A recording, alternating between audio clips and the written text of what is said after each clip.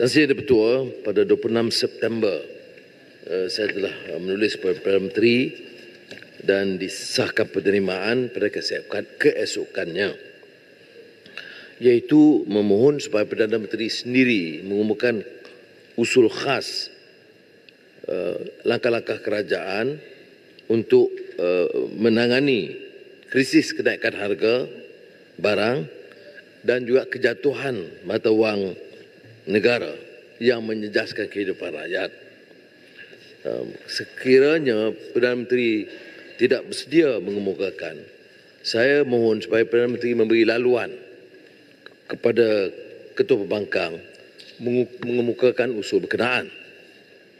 Tidak ada keputusan tamat Perdana Menteri, maka pada 30 September saya telah menulis kepada Tan Sri Yang Di-Pertua dan disahkan penerimaannya supaya Dewan membincangkan permasalahan ekonomi yang melibatkan krisis kenaikan harga barang dan kejatuhan parah mata wang negara yang telah menjejaskan kehidupan rakyat, dan isu ini teramat memberi kesan kepada rakyat dan negara. Jadi saya mohon persetujuan yang berbahagia Tan Sri Speaker, kerana keadaan seperti mana telah kita tekankan, merudumnya pertukaran kadar wang ringgit sekarang ini dan juga kos sara hidup yang meningkat, dan ini ditambah dengan beberapa isu seperti aliran modal keluar dalam tempoh yang terdekat yang saya sebutkan, itu terlalu tinggi, 123 bilion ketimbang aliran masuk. Dan ini ada kaitan juga dengan jaminan Perdana Menteri akan adakan siasatan rapi tentang pengaliran luar, termasuk Pandora Papers, yang sampai sekarang tidak ada keputusan dan maklumat lanjut. Dan saya tekankan ini Yang Di-Pertua dan minta Yang Di-Pertua berikan perhatian. Kerana kalau katakan ini boleh dibincangkan, dibahas dalam belanjawan, yang saya boleh jangka jawapannya, itu belanjawan ini menjuran pendapatan tahun depan dan belanjawan tahun depan. Yang saya kemukakan permasalahan sekarang dan yang dikemukakan sebelumnya. Wang beratus bilion ringgit dibawa keluar oleh pemimpin sekarang dan dahulu dan tidak ada siasatan. Kemudian kita bicara beberapa ratus ringgit ataupun beberapa untuk orang-orang miskin yang dikemukakan oleh kerajaan. Jadi hal yang pokok iaitu pengurusan dana dan pengaliran keluar simpanan wang besar oleh pemimpin-pemimpin sekarang dan lalu tidak disiasat. Dan ini bagi saya ada kaitan dengan peningkatan kos sara hidup dan merudumnya ringgit yang akan menjejaskan kehidupan rakyat. Jadi saya mohonlah supaya Yang Di-Pertua bertegas memberi laluan supaya ahli-ahli Dewan membahaskan hari ini juga dan kemudian dijawab oleh Perdana Menteri. Terima kasih Yang Berhormat Ketua Pembangkang. Saya mengaku terima sesalinan surat Yang Berhormat kepada Yang Amat Berhormat Perdana Menteri mengenai usul yang hendak difailkan. Saya juga menerima usul Yang Berhormat Ketua Pembangkang pada bertarikh 30 September 2022 untuk membincangkan masalah yang berbunyi berikut. Saya petik bahawa Dewan yang bersidang pada hari ini membincangkan permasalahan ekonomi yang melibatkan krisis kenaikan harga barang dan kejatuhan parah mata wang negara yang telah menjejaskan kehidupan rakyat, dan isu ini teramat memberi kesan kepada rakyat dan negara. Itu usul yang difailkan. Saya dapati bahawa usul tersebut tidak perlu disegerakan Yang Berhormat kerana sebab-sebab yang telah saya nyatakan kepada Yang Berhormat melalui surat saya yang bertarikh hari ini. Antara lainnya ialah kerana persoalan tersebut telah pun dibincangkan di dalam Dewan ini amat banyak kali sebenarnya. 8 kali sebenarnya, Yang Berhormat, termasuklah juga usul tergempar yang difailkan oleh Yang Berhormat Pulai, kalau tidak silap saya.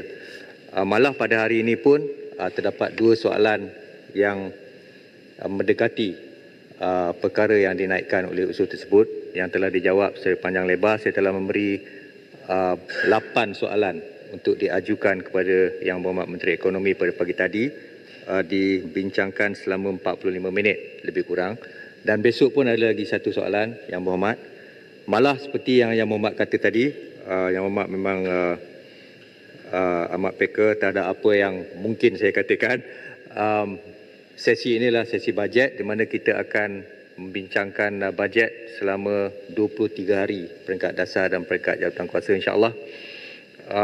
Dan saya pasti isu ini akan diperdebatkan, akan dibahaskan oleh semua ahli parlimen dan akan dijawab oleh Yang Berhormat menteri-menteri yang berkaitan. Oleh itu saya terpaksa menolak usul tersebut, Yang Berhormat. Terima kasih. Terima kasih, Yang Ketua. Saya dah jelaskan belanjawan pada pengertiannya adalah unjuran pendapatan dan belanjawan tahun depan. Ya. Itu pertama. Walaupun Yang Ketua seperti biasa lazim tahu ahli-ahli Yang Berhormat akan memanfaatkan waktu itu membahaskan keadaan kini dan juga masa depan. Baik. Ya. Yang kedua saya jelaskan di sini, jawapan-jawapan yang dalam sesi soal jawab itu memberi ruang pada menteri memberi kuliah kenyataan, tapi tidak ada perbahasan. Ada soalan tambahan sedikit tapi sangat terbatas. Isu seperti kejatuhan ringgit umpamanya dijawab, perang Ukraine, Rusia yang berlaku di seluruh dunia, itu tidak menjawab permasalahan harga barang makanan yang meningkat kerana kejatuhan nilai ringgit. Yang keduanya, dalam soal ini juga, dalam kos sara hidup, itu permasalahan sekarang, bukan untuk dibahaskan sebulan lagi.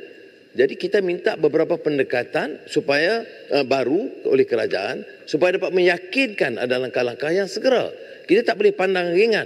Bila jawapan menteri, kita akan tambah beberapa peruntukan. Dia tak lihat bahawa penambahan itu tidak dapat menyelesaikan permasalahan hidup harian rakyat. Jadi yang saya tekankan, supaya beri keutamaan, ada urgensi masalah. Masalah apa lagi yang dihadapi oleh rakyat sekarang? Masalah kos sara hidup. Dia lebih utama daripada semua yang lain. Jadi kalau itu tidak boleh dibahaskan, saya bimbang akan dipertikaikan peranan parlimen ini. Begitu juga kejatuhan ringgit. Penyelesaian yang dijawab oleh menteri itu soal tindakan terbaru. Keyakinan kepada sistem menyebabkan ringgit itu tidak pernah pulih dengan baik, itu bukan bulan ini. Itu dah berlaku sekian lama. Tetapi kerana tahap perbahasan dan perbincangan itu tidak telus dan terbuka, jadi ada masalah. Kita tak dapat rungkai masalah itu dengan meyakinkan. Jadi saya dengan sedikit pengalaman saya dalam pengertian kewangan, saya tidak dapat terima jawapan yang begitu, bagi saya standard jawapannya. Ya, tidak menunjukkan ada kesediaan menerima ada masalah dan krisis. Ini kenyataan yang berulang kali dibuat seolah-olah boleh selesai. Dia tidak ada perasaan keprihatinan bahawa ada masalah yang real yang dihadapi oleh rakyat. Banyak kategori. Bukan saja veteran tentera yang bangkitkan baru-baru ini, tapi semua. Saya ke Port Dickson dan tidak terlepas daripada permasalahan ini. Tapi apa jawapan menteri? Unjuran pertumbuhan meningkat dan kita boleh pulihkan ekonomi. Ini cakap apa? Ya, boleh menyenangkan setengah pihak tetapi membebankan rakyat yang terpaksa hadapi masalah harian. Ini terpulanglah kepada kebijaksanaan dan wewenang speaker. Terima kasih. Bukan terpulang kepada wewenang saya, Yang Berhormat. Tapi nampak saya ialah kita telah bincangkan perkara ini pada masa yang amat banyak pada penggal ini sebenarnya.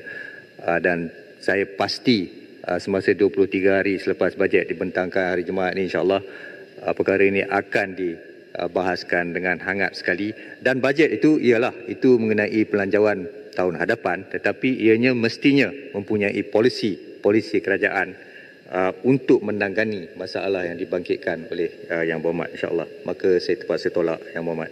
Terima kasih. Tuan Speaker, peraturan bersyarat.